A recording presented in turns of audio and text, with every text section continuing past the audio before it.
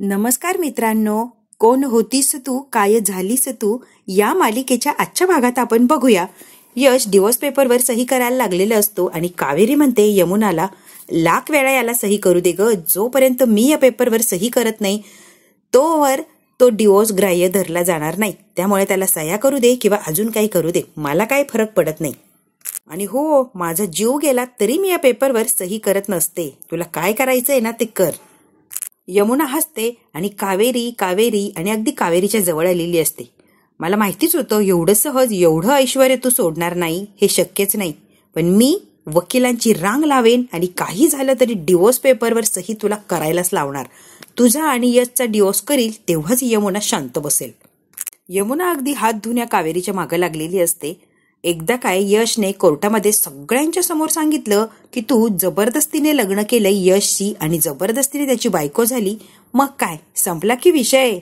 आपोआप तुला सही करायलाच लागणार, कारण जबरदस्ती यशवर तू केलीये हे सगळ्यांना कळणार. काय रे यश, सांगशील ना सगळ्यांना? यमुना म्हणते, यश तुझ्या मनात खरंच कावेरी नाहीये ना? यश अगदी मान डोलावतो आणि नाही असं म्हणतो. मग बघतोस काय, सह्या कर पेपरवर. हिच्याकडून सह्या कशा घ्यायच्या मी बघते की. अमृता आता यशच्या जवळ येते. यश, मी आहे की तुझ्यासोबत, तू सही कर, अजिबात घाबरू नकोस. अमृता आता यशचा हात पकडते आणि जबरदस्तीने डिवोर्स पेपरवर त्याच्याकडून सही करून घेते. यमुनाला फार आनंद झालेला असतो की त्याने फायनली सही केलीये. कावेरीला लगेच मगाशी चेन गळ्यात घातलेली आहे तेव्हा यश म्हणालेला असतो की जोपर्यंत ही चेन तुमच्या गळ्यात आहे तोपर्यंत कावेरी आणि यश या दोघांना कुणीही वेगळं करू शकत नाही. हे लगेच तिला आठवायला लागलेलं असतं आणि एक आयडिया सुचते. यश खूप नाराज झालेला असतो. ती गळ्यातली चेन काढते आणि यशला दाखवते आणि डोळ्याने त्याला खुणवते. यश जरा आता नॉर्मल झालेला असतो. पण यांचं काय चाललंय सगळं यमुनाचं लक्ष असतं या दोघांवर सुद्धा, की नेमकी यांना काय फरक पडतो डिवोर्स पेपरवर सही केल्याने. यमुना आता ती पेपर बघते आणि म्हणते, यश तुझ्याकडून हीच अपेक्षा होती आणि बरोबर तू अपेक्षा पूर्ण केली. यमुना आता शिट्टी वाजवत असते आणि आनंद सेलिब्रेट करते.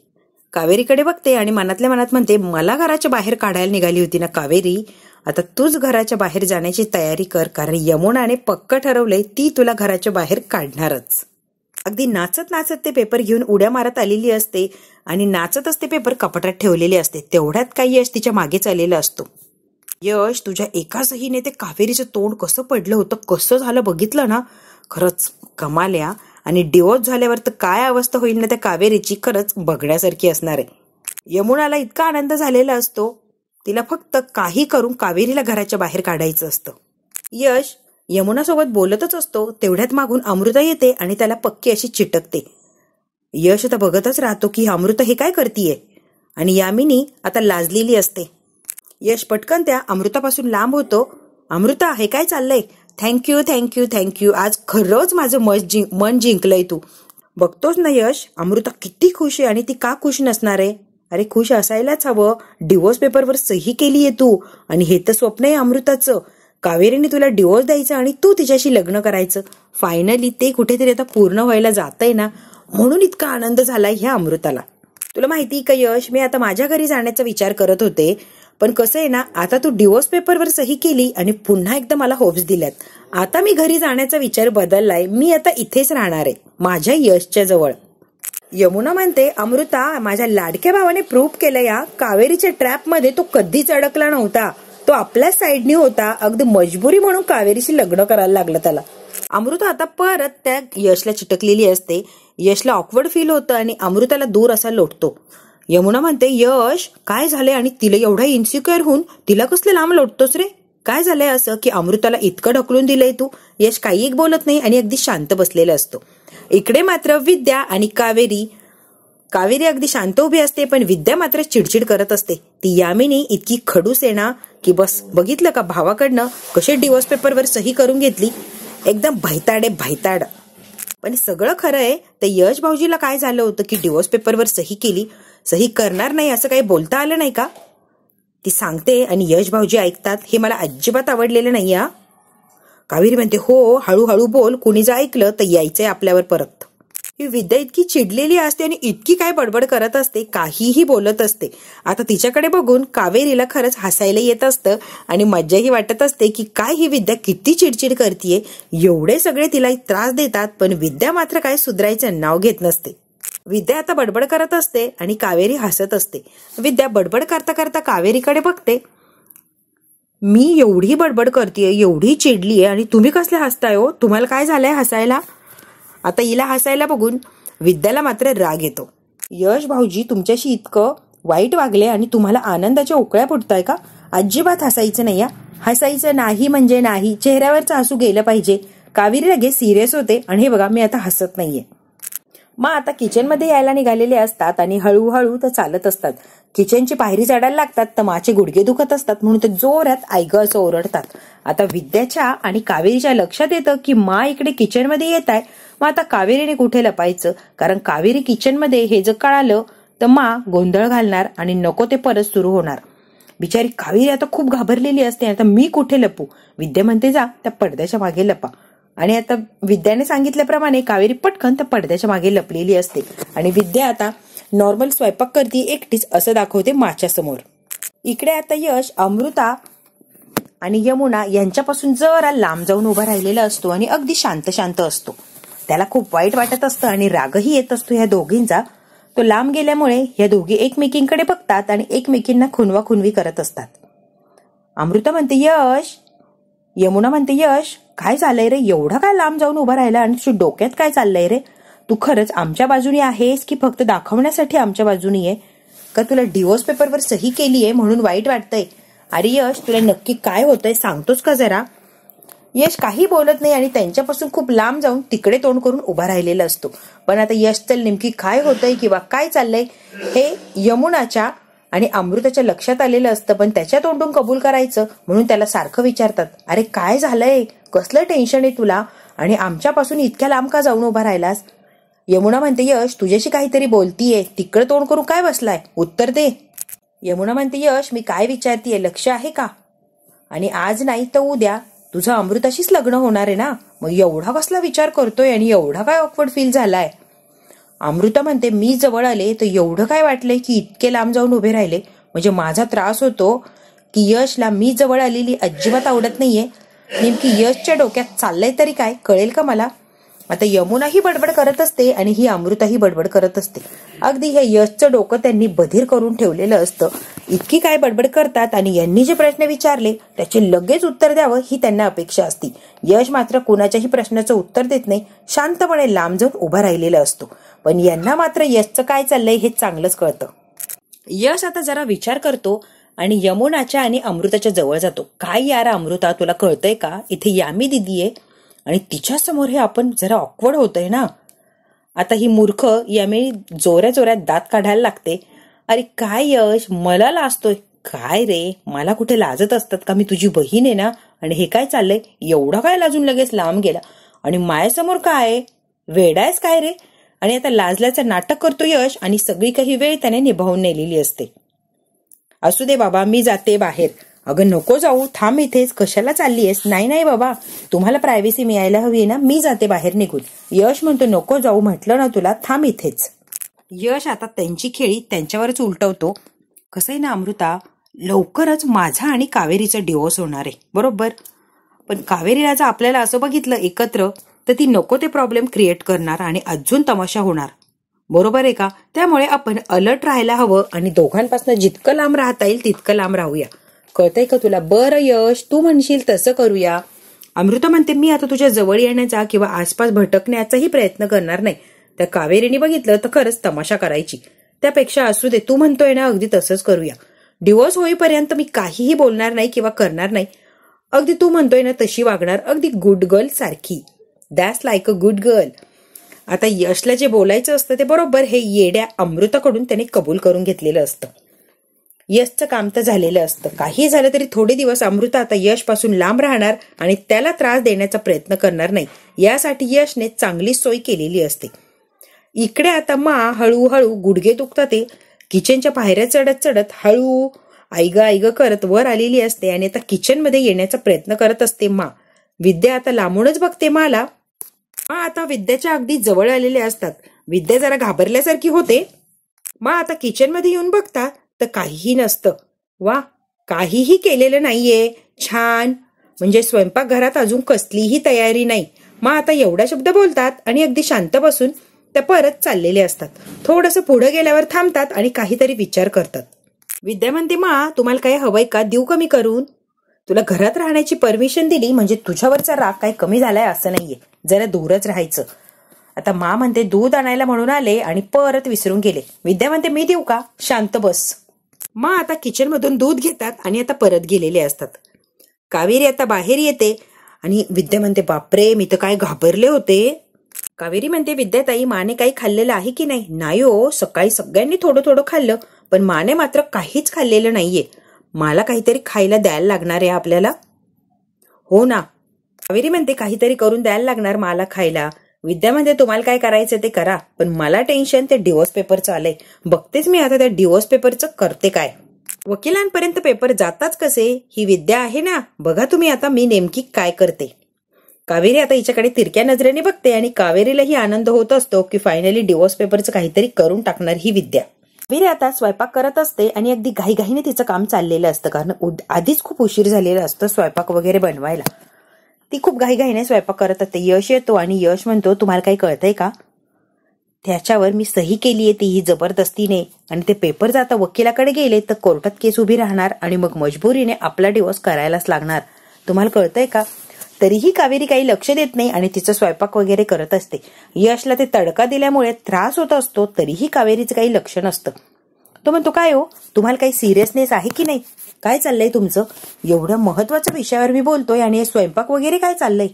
आपला डिवोर्स होणार म्हणजे आपण वेगळे होणार. आपलं मन नसतानाही आपल्याला एकमेकांना डिवोर्स देऊन वेगळं व्हायला लागणार. आणि हो, त्याच्यापेक्षाही पुढची गोष्ट, मग मला जबरदस्तीने त्या अमृताशी लग्न करायला लागणार आणि तुम्हाला या घरातून कायमचं बाहेर जावं लागणार. अहो, सिरियसनेस आहे का गोष्टींचा? मी काय सांगतोय तरीही या कावेरीवर काही परिणाम झालेला नसतो. तिचं ती स्वयंपाक बनवतच असते. यश, एवढं काय तुम्ही पॅनिक होताय? आत्ताशी कुठे डिवोर्स पेपरवर सही केलीये, डिवोर्स झालेला नाहीये आणि मी तरी कुठे सही केलीये. इतके पॅनिक होताय की डिवोर्स झालाय, कोर्टातून आलाय लगेच. अरे काहीही झालेलं नाहीये, फक्त सही तर केलीये. पेपर वकिलापर्यंत जाणार की नाही, डिवोर्स होणार की नाही, ही खूप लांबची गोष्ट आहे. तुम्ही जरा शांतपणे मला माझं काम करू देता का? लग्नामध्ये आपल्या मुलीला आई वडील अन्नपूर्णा का देतात? तिच्या घरी जाऊन सगळ्यांना छान सुंदर तिच्या हाताने असं काहीतरी जेवण बनवून देणार, सगळ्यांची पोटं भरतील असं सुंदर जेवायला घालणार यासाठी. आणि ते करायचं सोडून तुम्ही कसला माझ्या डिवोर्सचा विचार करताय? मी इथे घरातल्या लोकांना चांगलं खाऊ घालण्याचा प्रयत्न करतेय, विचार करतेय. आणि यश, तुम्ही काय त्या डिवोर्सवर अडवून बसला? आपला डिवोर्स होणार नाही, तुम्ही टेन्शन घेऊ नका. तुम्ही फक्त सही केलीये, मी केली का सही? तुम्ही टेन्शन घेऊ नका हो. आणि काय करायचं काय नाही त्या गोष्टीसाठी मी आहे की, तुम्ही कशाला टेन्शन घेताय? यश म्हणतो, म्हणजे तुम्ही लोड घेऊ नका, डिवोर्स होणार की नाही हे माझ्या हातात आहे. रिलॅक्स, अजिबात तुम्ही टेन्शन घ्यायचं नाहीये. कावेरीने आता घाईघाईने यशला तिथून जायला लावलेलं असं, तुम्ही इथून निघून जा बरं. घरातल्या लोकांची काळजी घ्यावी, सगळ्यांना व्यवस्थित छान असं सुंदर मला जेवण जेवायला द्यायचंय. खूप उशीर झालाय आणि माने सकाळपासून काही खाल्लेलं नाहीये, त्यांनाही भूक लागलेली असणार, मग त्यांना उपाशी ठेवण्याचा काय अधिकार? त्यामुळे मला पटकन स्वयंपाक करू द्या आणि जा तुम्ही घरातल्या सगळ्या लोकांना आहे ना जेवणासाठी बोलवून आणा बरं. यश म्हणतो, तुम्हाला कळतंय का, मी डिवोर्स पेपर बद्दल बोलतोय आणि तुमचं हे स्वयंपाकाचं काय चाललंय? अहो, डिवोर्स पेपर काय लावून घेतलंय तुम्ही? आधी मला जेवण करणं, सगळ्यांना जेवायला घालणं ते महत्वाचं आहे. हे डिवोर्स पेपरवर कुठे अडलाय तुम्ही? आणि बघा, पेपरवर सही केली आणि काही फरक पडत नाही. मला काही फरक पडत नाहीये, मग तुम्ही कसलं टेन्शन घेताय? अगदी तुम्ही रिलॅक्स राहा बरं. तुम्ही इथून निघून जा आधी. यश काय जायला तयार नसतो, अगदी जबरदस्तीने ढकलून देते त्याला आणि इथून निघून जा. जा, घरच्या लोकांना जेवण करण्यासाठी बोलवून आणा. तोपर्यंत थोडीफार तयारी राहिली आहे तेवढी काय ते मी पूर्ण करते. आता यशला खरंच जबरदस्तीने तिने किचनच्या बाहेर लोटलेलं असतं. बिचारी यशही घाबरतो आणि घाईघाईने बाहेर निघून गेलेला असतो, अगदी पळतच गेलेला असतो. जा आणि सगळ्या लोकांना जेवणासाठी बोलवून आणा. यश आता तिकडून कावेरीने काढून दिलेला असतो आणि यश त्याच्या रूम मध्ये चाललेला असतो. इकडे येतो तो काय, यमुनाच्या रूम मध्ये अगदी बारीक ही डोकावत असते आपली विद्या. इकडून डोकावते तिकडून डोकावते आणि यमुनाच्या रूम मध्ये जायला काही चान्स आहे का ती बघत असते, किंवा यमुना रूम मध्ये आहे का हेही चेक करत असते. कारण तिला काही झालं तरी यमुनाकडचे डिवोर्स पेपर मिळवायचे असतात आणि त्यांचं फाडून तोडून वाटोळं करायचं असतं. कारण तिलाही वाटतं की कावेरीचा आणि यशचा डिवोर्स होऊच नाही. तिची आता डोकाडोकी चाललेली असते. तेवढ्यात काही यश येतो आणि हळूच तिच्या खांद्यावर हात ठेवतो. इतकी जोरात ओरडते कोण आहे आणि इतकी स्वतःच घाबरलेली असते. यश म्हणतो मीच आहे, काय चाललंय तुमचं हे नेमकी? विद्या म्हणते म्हणजे काय? म्हणजे काय? चोरासारखी का उभी आहे हेच विचारायचंय ना? विचारा विचारा. चोरीच करायला आलीये मी इथे, तेही डिवोर्स पेपर. मी डिवोर्स पेपर चोरी करायला आलीये, कळालं तुम्हाला यश भाऊजी? असं चोरासारखं माझ्याकडे बघू नका. तुम्हाला एक प्रश्न विचारू का? म्हणजे वाईट वाटू देऊ नका, तरीही विचारतेच मी. कावेरी वहिनीने जीव ओवाळून टाकला, काय करू आणि काय नाही असं केलंय कावेरी वहिनीने, आणि तुम्ही खुशाल डिवोर्स पेपरवर सही केली. लाज लज्जा शरम काहीही उरलेलं नाहीये का तुमच्याकडे? थोडी जरी लाज असती ना भाऊजी, तर तुम्ही ते डिवोर्स पेपरवर सही केलीच नसती. आणि हो, इतक्या चांगल्या इतक्या गोड कावेरीला डिवोर्स द्यायचा आहे तुम्हाला, आणि ती झिपरी कुत्री अमृता तिच्याशी लग्न करायचंय होय? खरंच लाज तर शिल्लकच नाहीये. मला वाटतं तुमची बुद्धीही बंद पडलीये, कारण थोडी जरी बुद्धी चालत असती ना, तर त्या झिपऱ्या कुत्रीशी लग्न करण्याचा विचार निर्णय अजिबात तुम्ही घेतला नसता, आणि मूर्खासारखं त्या डिवोर्स पेपरवर सही केली नसती. त्या झिपऱ्या कुत्रीने तुम्हाला सांगितलं की सही कर, आणि लगेच तुम्ही सही केली. मला हे अजिबात आवडलेलं नाहीये. अमृता म्हणते, एवढे मोठं शिक्षण घेतलंय, एवढ्या मोठं धर्माधिकारी सुपुत्र ना तुम्ही? सुपुत्र? आणि हे असं वागतोय का हा सुपुत्र? अजिबात मला पटलेलं नाहीये माझ्या कावेरी वहिनीशी जे वागलाय ते. विद्या आता जागेवरच नाचायला लागलेली असते, तिला खूप आनंद झालेला असतो. यश भाऊजी कावेरी वहिनी एकत्र. डिवोर्स पेपर चोरते म्हणून तिला खूप आनंद झालेला असतो. अगदी नाचत असते डिवोर्स पेपर यमुनाच्या बेडरूम मध्ये गेलेली असते.